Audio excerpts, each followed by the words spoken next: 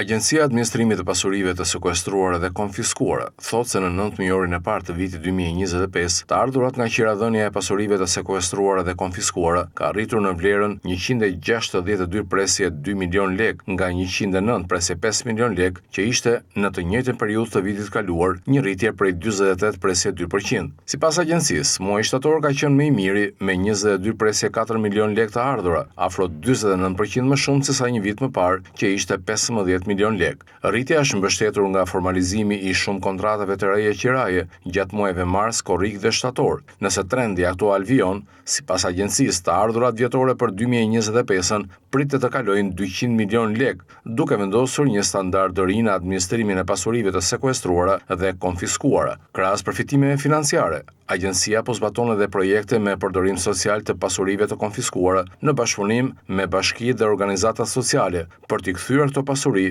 në shërbim të komunitetit.